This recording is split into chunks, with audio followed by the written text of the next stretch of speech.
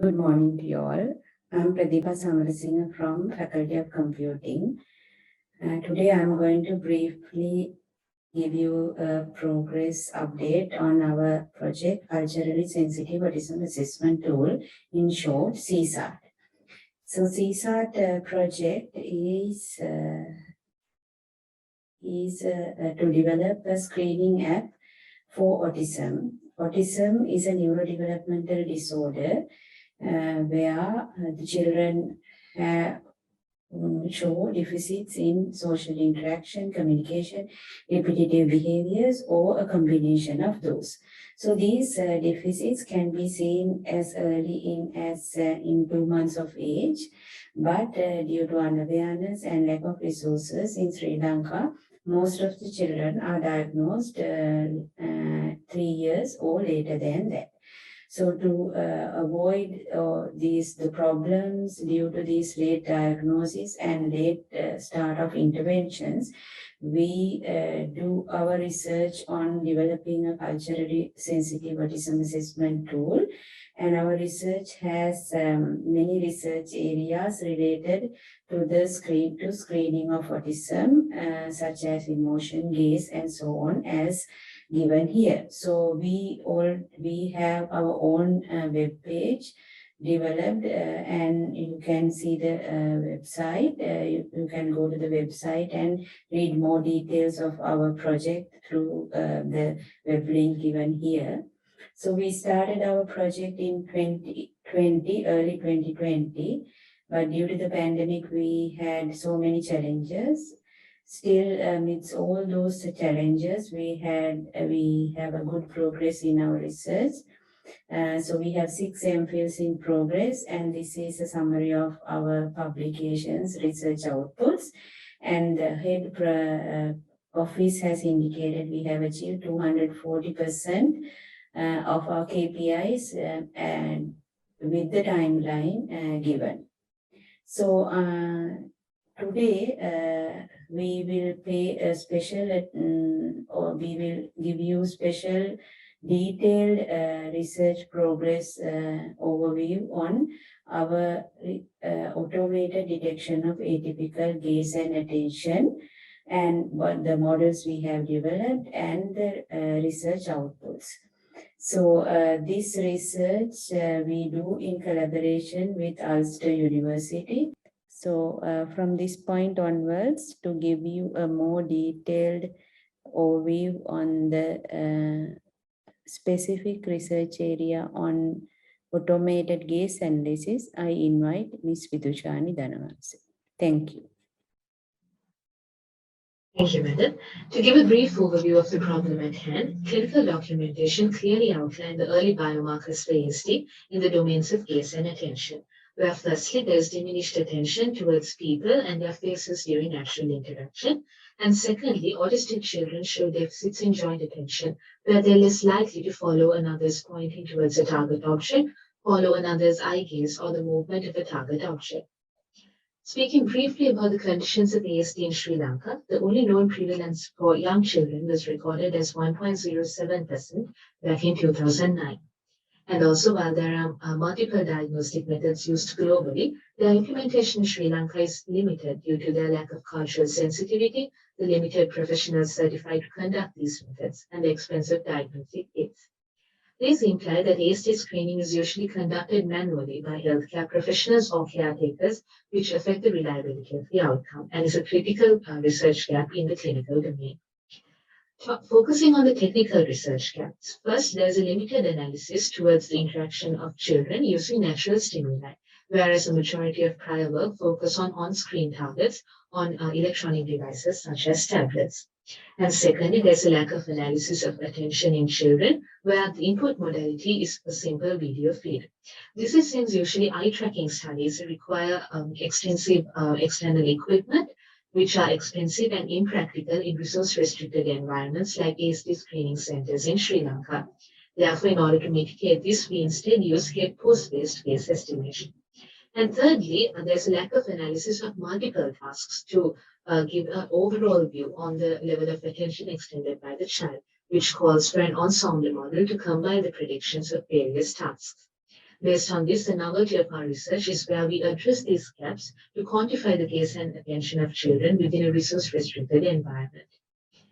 Firstly, in the development of the head pose estimation model for children, it was noticed that state-of-the-art models are not trained and tested for children, and that there are no dedicated benchmark datasets for child head pose estimation. Therefore, we first present a simple regression model for adult head pose estimation using the pre-trained efficient net backbone. The choice of this efficient net was based on its improved performance with respect to the computational efficiency as well as the accuracy. Also, given the evident research gap for hyperparameter comparisons in similar multi-output regression model, we go deeper to find the impact of loss functions, batch sizes, and optimizer functions on similar models. Our results show that the mean average error and viewer loss with delta equals 1 outperform other loss functions for all model depths. Also, the investigation of batch sizes show that moderate batch sizes complement less complex models, while large batch sizes of about 128 complemented more complex models, which is an observation not seen in prior work. Also, comparison with state-of-the-art revealed that our models, our best performing models, outperform other vanilla regression models. Moving on to the dataset construction for child head pose estimation, we use the age detection algorithm to extract the child data from the 300W dataset, and thereafter we extract the relevant augmented data from the 300W, which is a large pose dataset, to result in a dataset with over 12,000 images. Later, we apply various train and test protocols on this extracted data, where we found that first, that is initially training on an adult dataset within a controlled environment, which is the BIWI dataset, and thereafter applying transfer learning towards child data, resulted in the most optimal model with a test MAE of only 1.32. Moving on to the first task which we analyzed, which is the automated gaze analysis in following a physical target. We noticed that the prior work focused primarily on static images as opposed to video analysis, which is required to identify critical characteristics such as the time lag. Thereafter, we also identified the impracticality of the use of external devices, for which we mitigate that by using head pose estimation. Here, the yaw angle captures the motion along the horizontal axis, and the pitch captures the motion of the head along the vertical axis. We also noticed that there's a lack of analysis of response to a dynamic physical target, since most work analyze either stationary objects or on-screen objects.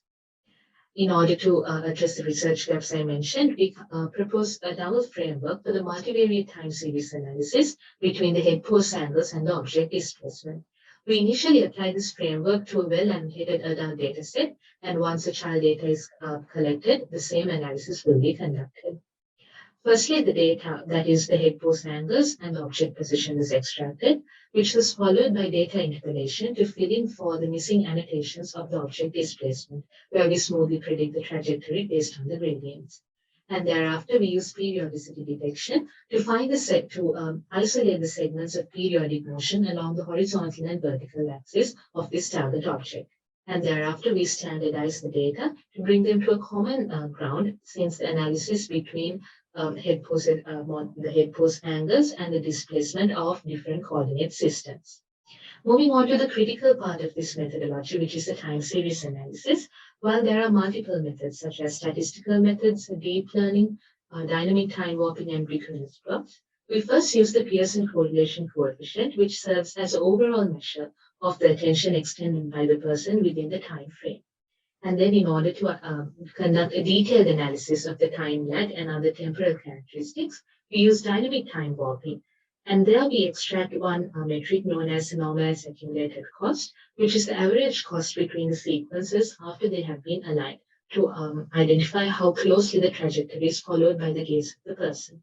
The time deviation is interpreted as the time lag between the aligned sequences, which is then used to identify the latency, that is how long the person takes to start following the object accurately, and the focus retention time. The analysis of the IDEA dataset with respect to this framework firstly showed that the correlation coefficient and the DTW metrics have an inverse relationship, which showed that these results validated each other. And also we conducted a comparison between the participants in terms of their focus, retention, and latency, where we identified a few participants which show a low performance in their gaze following and other participants which exhibit an excellent performance. Also, an in-depth analysis showed that in terms of gaze following a horizontal motion, it outperformed that of vertical motion in terms of all collected metrics. Currently, we are extending the child head pose estimation model for the detection and classification of repetitive head motion in autistic children. Based on the research outcomes, we have a few publications which are currently in work. That brings me to the end of my presentation. Thank you for your time.